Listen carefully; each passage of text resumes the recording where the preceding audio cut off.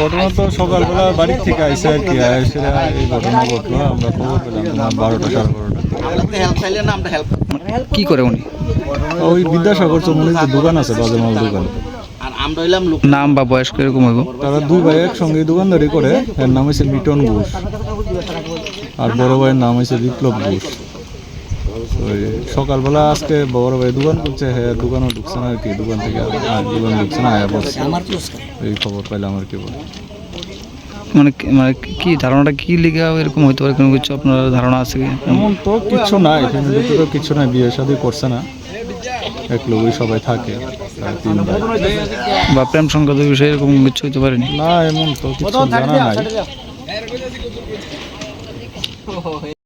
যে ট্রেনটা যায় তখন এই ট্রেনটা মনে মারা গেছে আর কি। তাই বাসা আসছিলাম, তো দুজনে গিয়ে খবর দিয়েছে আর কি যে একজন মানুষ নিচে ট্রেন মারা গেছে। তারপরে আমরা দূরে দূরে আসছি, এসে আমরা দেখাশোনা করছি, প্লাস ফারাবতী সবাই দেখছে। তারপরে দেখা গেছে একজন মানুষ যে রাইট আছে দেখবে লাগে মোটামুটি অনেক লোক আসে, কেউ আসছিলেন আর কি। আস্তে আস্তে আস্তে আস্তে আস্তে আস্তে লোক আইতে আসে, এখন মোটামুটি মনে হয় গার্জেনরা মনে হয় দেখা আসে করছে, এখানে মনে বঞ্জামাই আসছে। তো তার আগে দেখে গেছে কিছু আমরা চিনি বাড়ি বিদ্যাসাগর বাইরে আইসে আর লোক একটা কেড়াই সেটা ঠিক হইতে পারতাম না। দেখছে ফুল আমার কাছে যে ট্রেনটা যায় যাওয়ার ট্রেনে পড়ছে না, এটা কেউ দেখছে না। ট্রেন যাওয়ার পরে লাস্টে দেখছে যে লাস্টটা করে রয়েছে। মানে কতক্ষণ ঘটনা? 11টা ওদের হইব, 11:10-15 ট্রেন ক্রস করছে। আচ্ছা, এখন তো পুলিশ বা জিআরপি থানা কোনো কেউ আসেনি? করা হয়েছে বলে একজন কোনো মানুষ আইসে না। কতক্ষণ ধরে পড়েছে এইভাবে? বুড়িটা পড়ছে প্রায় 11:15 পরে কয়টা বাজে আর 2-2.5 ঘন্টা হচ্ছে। একদম আমার কোনো লুকায় দেখা সাক্ষাৎ করছে না।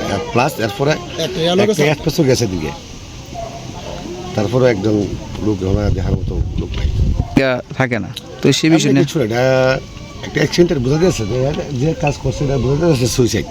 এটা কোনো অন্য কোনো কাজ না, সুইসাইড করছে এটা একদম সাকসেস বোঝা যায়। তারা গার্জেন আছে, তারা জিজ্ঞাসা করতেছে, তারা করতে পারবো আর কি সমস্যাটা কি। বয়স অনুমানিক কেমন হইতে পারে? বয়সটা আমার একটা আইডিয়া 35-36 বয়স।